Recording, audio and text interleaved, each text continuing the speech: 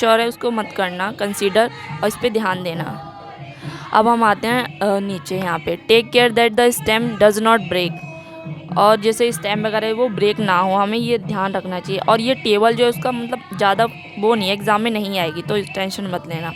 अब देखना, use the tall plant to see how thick their stem are. अब हम देखते हैं कि बहुत सारे जो प्लांट होते हैं वो लंबे होते हैं और उनकी जो स्टेम जो होती है वो क्या होती है, थिक होती है। थिक मतलब उसका साइज ज़्यादा होता है। We also need to notice from where the branches grow in some plant. अब हम देखते हैं कि भाई जो ब्रांचेस हैं स्टेम में से वो कहीं से भी निकल के आ जाती हैं, मतलब ग्रो करने लग जाती हैं, तभी तो पेड़ बनता है पूरा स्टेम से ही। और क्लोज टू द ग्राउंड और higher up on the stem, और मतलब कुछ क्या होती हैं, ऐसी स्टेम होती है जो ग्राउंड लेवल को टच करती हैं, और कुछ क्या होती हैं वो ग्राउंड लेवल को टच नहीं करती हैं, ऊंचा होती हैं। We will now group all the plant we observe in table 4.1, some example are shown, you fill the column 1।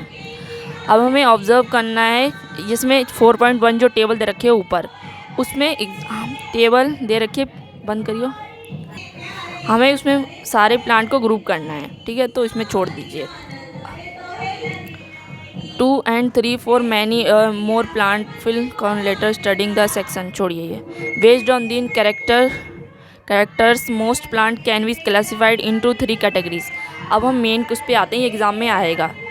देखो हम प्लांट को 3 कैटेगरीज में डिवाइड करते हैं, पहला हर्ब्स, दूसरा श्रब्स और ट्रीज। इसमें डिफरेंस भी आ सकता है या डेफिनेशन भी पूछ सकते हैं इसकी, ठीक है। तो ये देखो इसमें फिगर में दिखा रखा है, ए जो है वो हर्ब्स है, ठीक है, और दूसरा है वो श्रब्स है, और तीसरा है ट्री है। अब इसमें देखो तीनों को डिफरेंस क्या पता चल रहा है वो हम आगे देखते हैं। Plant with green and tender stem are called herbs. जो प्लांट होते हैं वो ग्रीन होते हैं, ठीक है, और टेंडर होते हैं, जो मतलब ऐसे मुड़ी मुड़ी जैसे हमारे बाल होते हैं ना, कर्ली, वैसे